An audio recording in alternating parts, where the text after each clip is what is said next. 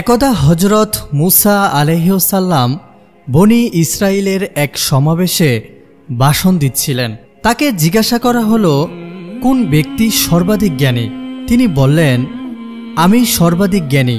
জ্ঞানকে আল্লাহর দিকে ন্যস্ত না করার কারণে আল্লাহ তাকে তিরস্কার করে বললেন, বরং দু সাগরের সঙ্গমস্থলে আমার এক বান্দা আছে, যিনি তোমার চেয়ে অধিক জ্ঞানী। হজরত মুসা আলাইহিসসালাম বললেন, হে আমার প্রতিপালক, তার নিকট পৌঁছাতে কে আমাকে সাহায্য করবে? আমি কিভাবে তার সাথে সাক্ষাৎ করতে পারি? তখন বলা হলো, তুমি একটি থলিতে করে একটি মাছ নাও, যেখানে তুমি মাছটি হারাবে সেখানেই আমার সে বান্দা আছে। অতঃপর হজরত মুসা আলাইহিসসালাম একটি মাছ ধরলেন এবং থলিতে রাখলেন। অতঃপর মাছ নিয়ে তার সঙ্গী ইউশা বিন নুনকে সাথে নিয়ে চললেন। শেষ পর্যন্ত তারা একটি পাথরের কাছে পৌঁছালেন এবং তার উপরে মাথা রেখে বিশ্রাম নিলেন। হজরত মুসা আলাইহিসসালাম ঘুমিয়ে পড়লেন। এই সময় মাছটি থলি থেকে বের হয়ে লাফিয়ে সমুদ্রে চলে গেল।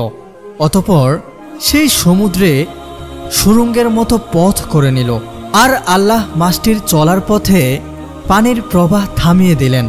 ফলে তার গমন পথটি সুড়ঙ্গের মতো হয়ে গেল। অতঃপর তারা উভয়ে অবশিষ্ট রাত এবং পুরো দিন পথ চললেন। পরের দিন সকালে হজরত মুসা আলাইহিসসালাম তার সাথীকে বললেন, আমরা তো সফরে ক্লান্ত হয়ে পড়েছি, আমাদের খাবার নিয়ে এসো। হজরত মুসা আলাইহিসসালামকে আল্লাহ যে স্থানে যাবার কথা বলেছিলেন সেই স্থান অতিক্রম করার পূর্ব পর্যন্ত তিনি কোনরূপ ক্লান্তিবোধ করেননি। সাথী ইউশা বিন নুন তখন বলল, যে পাথরটির নিকট আমরা বিশ্রাম নিয়েছিলাম সেখানেই মাছটি অদ্ভুতভাবে সমুদ্রের মধ্যে চলে গেছে, কিন্তু আমি মাছটির কথা আপনাকে বলতে ভুলে গিয়েছিলাম। মূলত শয়তানি আমাকে এ কথা ভুলিয়ে দিয়েছে। পথটি মাছের জন্য ছিল একটি সুড়ঙ্গের মতো, আর তাদের জন্য ছিল আশ্চর্যজনক ব্যাপার।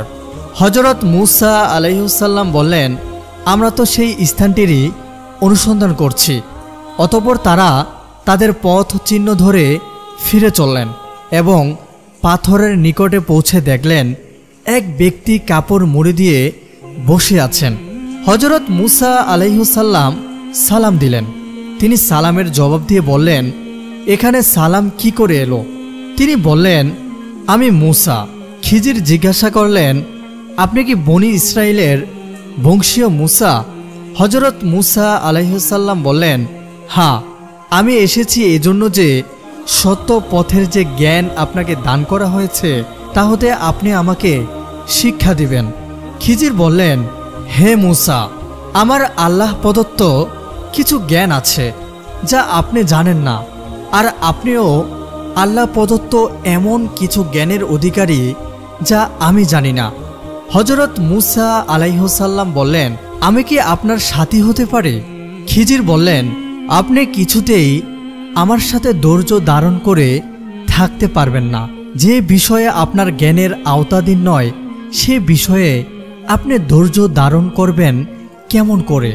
হজরত মুসা আলাইহিসসালাম বললেন, ইনশাল্লাহ আপনি আমাকে ধৈর্যশীল পাবেন এবং আপনার কোনো আদেশ আমি অমান্য করব না। অতঃপর তারা দুজনে সাগরের কিনারা ধরে হেঁটে চললেন। তখন একটি নৌকা তাদের পাশ দিয়ে যাচ্ছিল। তারা তাদেরকে নৌকায় তুলে নেওয়ার জন্য অনুরোধ করলেন। তারা খিজিরকে চিনতে পেরে বিনা বাড়ায় তাদের নৌকায় তুলে নিলেন। যখন তারা দুজনে নৌকায় চড়লেন তখন একটি চড়ুই পাখি এসে নৌকাটির কিনারায় বসল এবং সমুদ্র থেকে 1 ফোঁটা বা 2 ফোঁটা পানি পান করল। খিজির বললেন, হে মুসা, আমার ও আপনার জ্ঞানের ধারা আল্লাহর জ্ঞান হতে ততটুকুও কমেনি যতটুকু এই পাখিটি তার ঠোঁটের দ্বারা সাগরের পানি পান করেছে। তখন খিজির একটি কুড়াল নিয়ে নৌকাটির একটি তক্তা খুলে ফেললেন। হজরত মুসা আলাইহিসসালাম হঠাৎ দৃষ্টি দিতেই দেখতে পেলেন যে তিনি কুড়াল দিয়ে একটি তক্তা খুলে ফেলছেন। তখন তিনি তাকে বললেন, আপনি এই কি করলেন? এই লোকেরা বিনা ভাড়ায় আমাদেরকে নৌকায় তুলে নিল, আর আপনি তাদের ডুবিয়ে দেওয়ার জন্য নৌকা ছিদ্র করে দিলেন। আপনি তো একটি খারাপ কাজ করলেন। খিজির বলেন, আমি কি বলিনি যে আপনি আমার সাথে ধৈর্য ধারণ করে পারবেন না? হযরত মূসা আলাইহিস সালাম বলেন, আমার ভুলের জন্য আমাকে অপরাধী করবেন না এবং আমার এই ব্যবহারে আমার প্রতি কঠোর হবেন না। হযরত মূসা আলাইহিস সালামের পক্ষ থেকে প্রথম এই কথাটি ছিল ভুল কর্মে। অতঃপর তারা যখন উভয়ে সমুদ্র পার হলেন, তখন তারা একটি বালকের পাশ দিয়ে অতিক্রম করলেন, যে আরও বালকের সাথে খেলা করছিল। খিজির ছেলেটির মাথা দেহ হতে ছিন্ন করে ফেললেন। হযরত মূসা আলাইহিস সালাম বললেন, আপনি একটি নিষ্পাপ শিশুকে বিনা অপরাধে হত্যা করলেন। আপনি খুবই খারাপ কাজ করলেন। খিজির বললেন, আমি কি বলিনি যে আপনি আমার সাথে ধৈর্য ধারণ করে থাকতে পারবেন না? হযরত মূসা আলাইহিস সালাম বললেন, এরপর যদি আমি আপনাকে আর কোনো প্রশ্ন করি তাহলে আমাকে আর সঙ্গে রাখবেন না। অতঃপর উভয়ে চলতে লাগলেন। চলতে চলতে তারা একটি জনপদের অধিবাসীদের নিকট পৌঁছে তাদের নিকট কিছু খাবার চাইলেন, কিন্তু জনপদবাসী তাদের দুজনের মেহমানদারি করতে অস্বীকার করল। সেখানে তারা একটি প্রাচীর দেখতে পেলেন, যা ভেঙে পড়ার উপক্রম হয়েছিল। হযরত খিজির প্রাচীরটি মেরামত করে সুদৃঢ় করে দিলেন। হযরত মূসা আলাইহিস সালাম বললেন, এই বসতির লোকেদের নিকট এসে আমরা খাবার চাইলাম, তারা মেহমানদারি করতে অস্বীকার করল, অথচ আপনি এদের দেওয়াল সোজা করে দিলেন। আপনি তো ইচ্ছা করলে এর জন্য পারিশ্রমিক গ্রহণ করতে পারতেন। হযরত খিজির বললেন, এবার আমার এবং আপনার মধ্যে বিচ্ছেদ হয়ে গেল। এখনও এই বিষয়ে আপনি ধৈর্য ধারণ করতে পারেননি। আমি এর তাৎপর্য বলে দিচ্ছি। নৌকাটির ব্যাপার ছিল এই যে সেটি ছিল কয়েকজন দরিদ্র ব্যক্তির, যারা সমুদ্রে জীবিকা অন্বেষণ করত।